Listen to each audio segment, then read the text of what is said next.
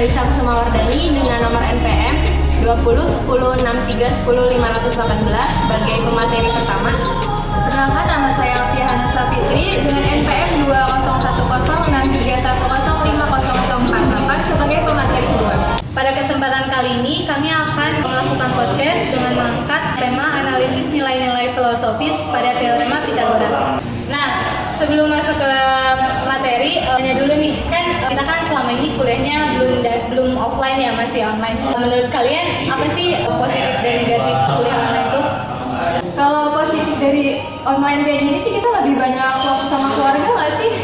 Iya, kalau negatifnya mungkin karena kendala jaringan jadi kurang paham ya dengan materinya. Terus gak bisa ketemu teman-teman baru juga. Menurut kalian enak gak sih kuliah online itu? Ada enaknya nggak ada enaknya sih, ya sama. Pythagoras ditemukan oleh siapa sih?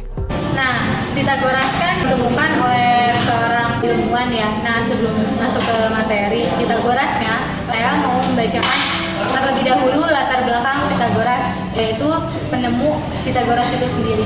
Pythagoras lahir pada tahun 579 Masehi di Pulau Samos di daerah Ionia.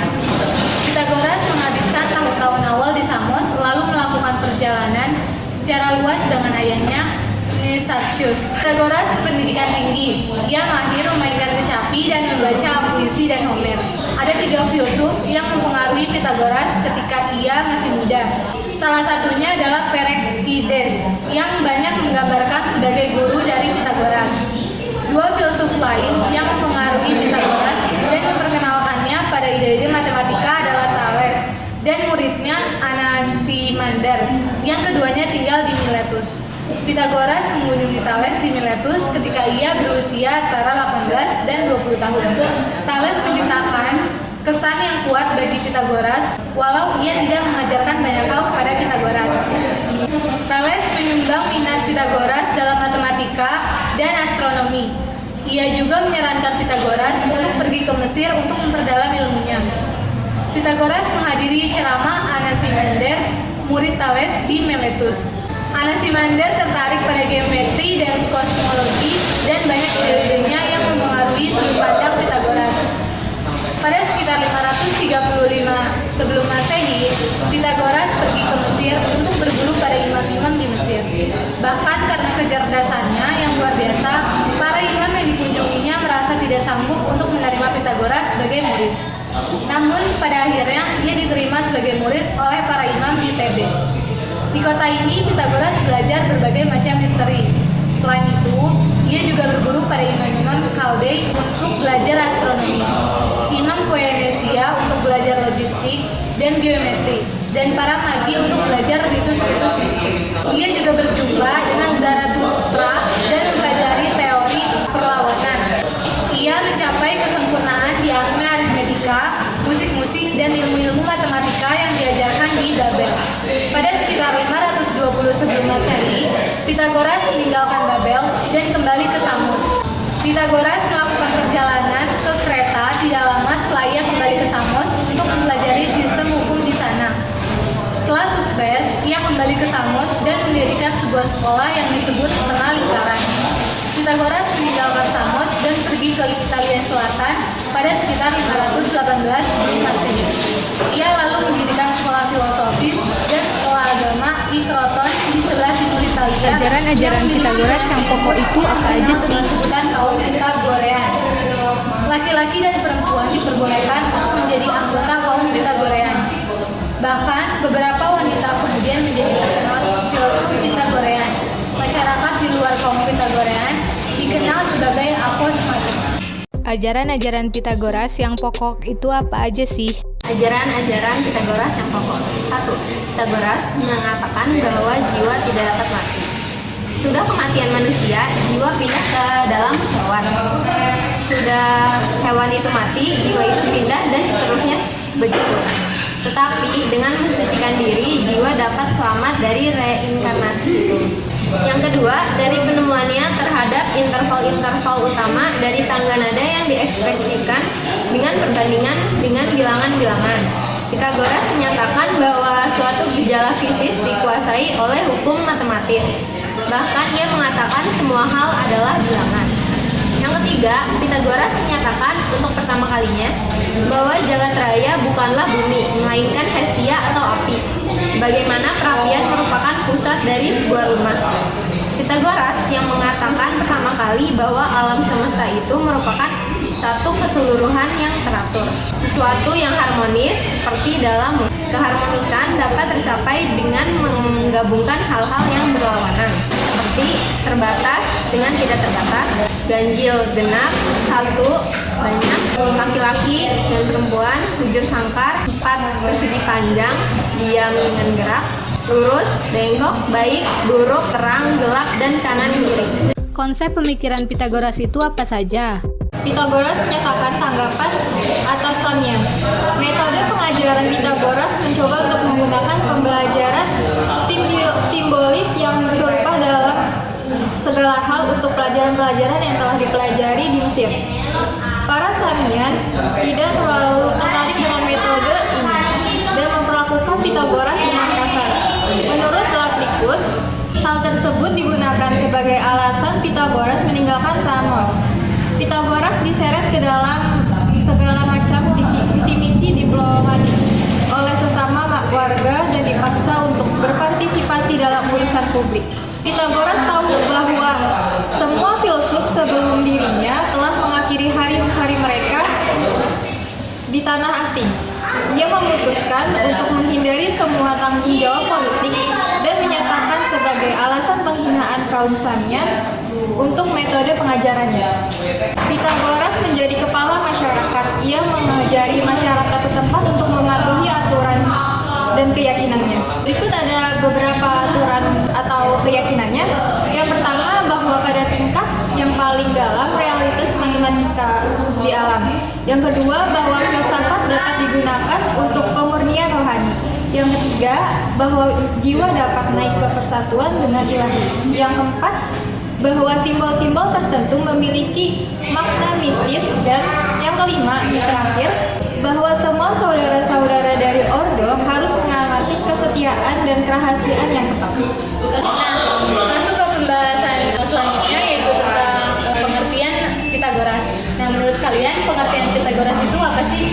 Menurut saya, teorema Pitagoras adalah suatu pernyataan mengenai relasi atau hubungan sisi-sisi dalam suatu segitiga sisi-sisi. Kalau menurut Afi, Menurut aku, penemu Pitagoras itu kan berasal dari Yunani ya. Itu tuh mencari panjang sisi sebuah segitiga siku-siku sama sih. namanya berarti Pitagoras itu cara untuk mencari siku-siku ya pada segitiga. Nah, selanjutnya yaitu tentang makna Pitagoras. Nah, menurut Alfi dulu deh. Menurut Alfi, makna Pitagoras itu apa sih? Pada dasarnya kan teorema Pitagoras itu sangat sederhana ya. Diminta untuk menghitung sisi panjang sisi dari suatu segitiga siku-siku, di mana sisinya telah diketahui salah satunya. Nah, kalau menurut Melisa, makna Pitagoras itu apa sih? Kalau menurut saya, teorema Pitagoras itu suatu aturan matematika yang digunakan untuk menentukan panjang salah satu sisi dari segitiga sisi. Jadi sama ya, makna Pitagoras itu untuk mencari sisi, sama seperti pengertian, karena makna dan pengertian itu beda tipis. Nah, setelah pengertian dan makna Pitagoras, selanjutnya itu ada teori Pitagoras. Nah, menurut kalian, menurut Melisa dulu deh, teori Pitagoras itu apa sih?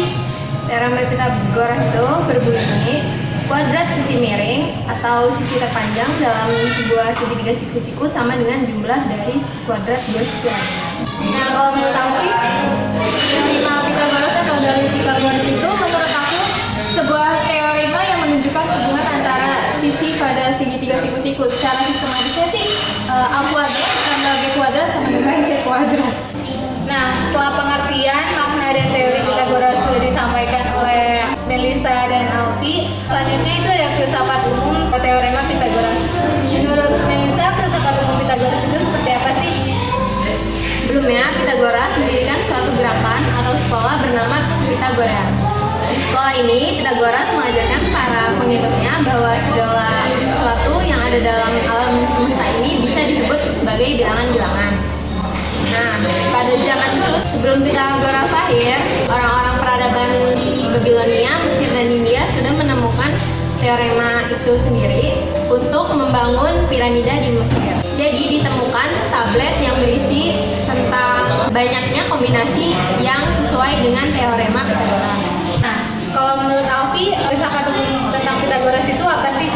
Pythagoras kan seorang ilmuwan matematikawan sama filsuf ya, berasal dari Yunani yang kita kenal melalui teoremanya. Kita tuh kenal dengan Pythagoras itu sebagai bapak bilangan. Dia memberikan sumbangan yang paling penting untuk terhadap filsafat.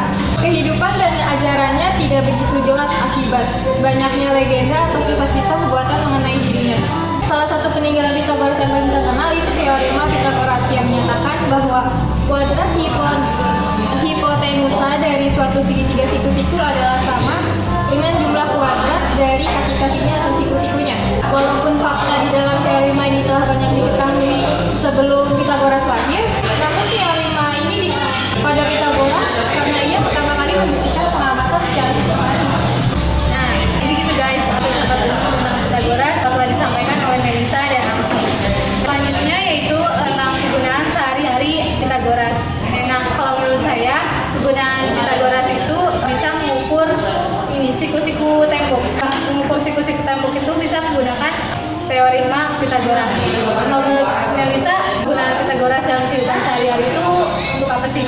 Kalau menurut saya, kegunaan teorema Pythagoras dalam kehidupan sehari-hari itu untuk membangun tangga pada rumah. Kalau menurut Alfi? Oh, berarti banyaknya di bidang arsitektur ya kalau Iya. Pythagoras itu. Iya. Kalau menurut aku sih kita bisa mengukur tanggul biar menahan tekanan air. Sangat membantu dalam menentukan biaya pembangunan juga kan. Seorang tukang kayu juga bisa membuat segitiga penguat pilarnya yang menggunakan teorema Pythagoras. Jadi itu guys, kegunaan Pythagoras dalam kehidupan sehari-hari. Nah, Pythagoras mempunyai rumus tersendiri. Nah, sebagai contoh, diketahui sebuah segitiga dengan siku-siku di C. Apabila diketahui sisi miring adalah C dan panjang sisi-sisi lain selain sisi miring adalah A dan B, maka teorema Pythagoras di atas bisa kita rumuskan seperti berikut ini. Untuk teorema Pythagoras bisa dirumuskan sebagai berikut. C kuadrat sama dengan A kuadrat plus B kuadrat, di mana C sama dengan panjang sisi miring, A sama dengan panjang sisi tinggi, dan B sama dengan panjang sisi alas. Umumnya, rumus dari teorema Pythagoras ini digunakan dalam mencari panjang sisi miring.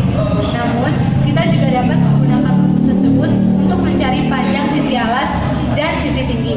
Dari Melissa dan Alfi mungkin menjelaskan rumus mencari panjang sisi alas. Mungkin dari Melissa.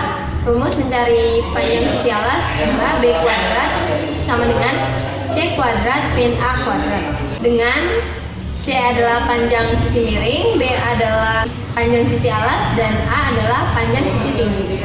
Nah, mungkin dari Alfi bisa menjelaskan rumus mencari panjang sisi tinggi. Rumus untuk mencari panjang sisi tinggi itu A kuadrat sama dengan C kuadrat min B kuadrat, dengan A-nya itu panjang sisi tinggi, C-nya adalah panjang sisi miring, dan B-nya adalah panjang sisi alas. Nah, selesai sudah pembahasan podcast kita kali ini mengenai nilai filosofis pada teorema Pythagoras. Semoga apa yang kita sampaikan dapat bermanfaat bagi kalian semua. Mohon maaf apabila terdapat banyak kesalahan dalam ucapan kita. Jangan lupa like, Komen. Subscribe dan jangan lupa untuk di-share ya. Terima kasih dan sampai jumpa di podcast selanjutnya. See you.